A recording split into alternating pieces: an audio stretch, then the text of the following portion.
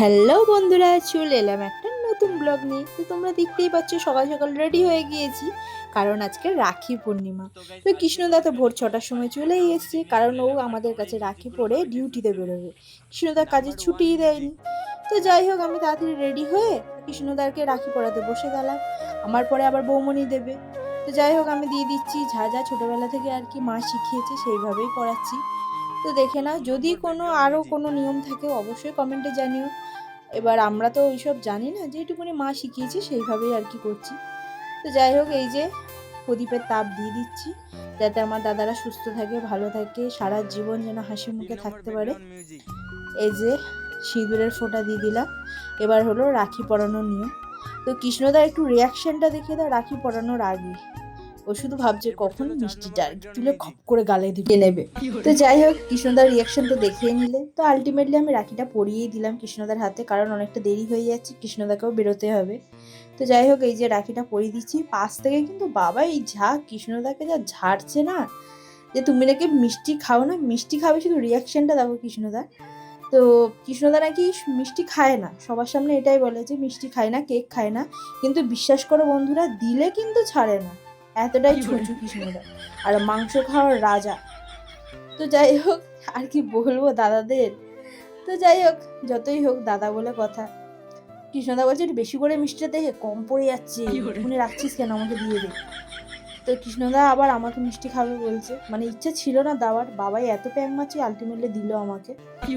এই যে, তো আমি এবার নমস্কার করছি, কৃষ্ণদা আমাকে বলছে ভালো বর পাবি, তাড়াতাড়ি বিয়ে হবে, আশীর্বাদ করি।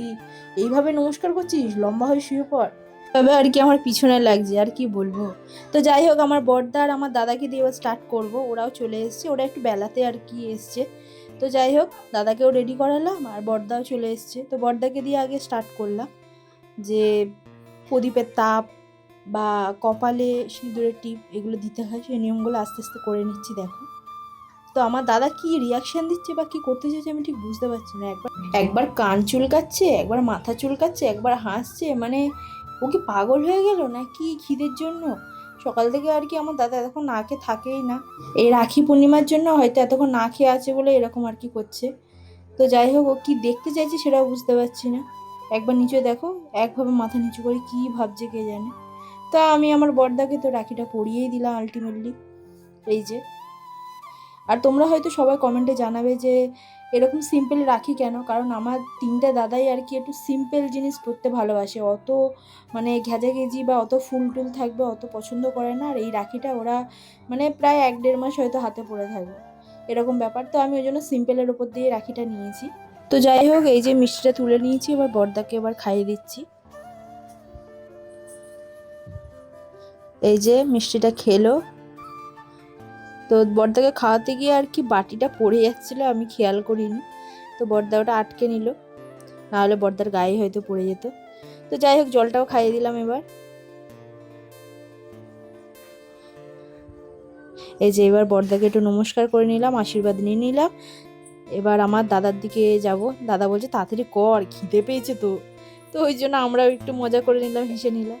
এই যে এবার দাদাকে দিয়ে স্টার্ট করছি। আমার দাদা কি করতে চাইছে আমি ঠিক বুঝতে পারছি না, মুখের রিয়াকশনটা একবার দেখো, একবার উপরে তাকাচ্ছে, একবার নিচে তাকাচ্ছে, মানে কি করতে চাইছে বুঝতে পারছি না। যাই হোক, তো আমি আমার কাজটা করেই নিচ্ছি তাড়াতাড়ি, কারণ বেলাটাও অনেকটা হয়ে গেছে। এই যে প্রদীপের তাপ দিয়ে দিলাম, এরপরে সিঁদুরের টিপটা দিয়ে দেবো। দাদা বলছে ছোট করে দিস, তো ওরকমই দিলাম ছোট্ট করে একটা। এবার হলো রাখি পরাবো হাতে। এই যে পরিয়ে দিলাম। দাদা বলছে হালকা নর্মাল রাখিস, খুব টাইট করবি না, তো সেইভাবে আর কি পরিয়ে দিলাম। এই যে এবার দাদাকে একটু মিষ্টি মুখ করাবো। এই যে মিষ্টিটা তুলে এই কেটে দাদার মুখে চালান করে দিচ্ছি। এই যে এবার আমার দাদার রগরটা দেখো, ওকে মিষ্টিটা দিয়েছি, ও নমস্কার করছে। বৌদি বলছে কি গো, তুমি কি ঠাকুরের প্রসাদ খাচ্ছ? ডিপ্রেশন। মাঝে মধ্যে এমন এমন কাজ করে তো সবারই হাসি পায়। তো দাদা এবার আমাকে একটু মিষ্টি খাইয়ে দেবে, আর বড়দা কিন্তু আমাকে মিষ্টি খাওয়াতে ভুলে গেছে। তো এই যে দিয়ে দিল। আমারও প্রচুর খিদে পেয়েছিল, কারণ অনেকক্ষণ না খেয়ে আছি। আর বুঝতেই পারছো এত সুন্দর চেহারা যায় আমার, না কিন্তু আছি, কেউ কিন্তু বলবেই না। তো যাই হোক, নিজের অপমান আর করলাম না, ঝটপট আশীর্বাদ নিয়ে নিলাম।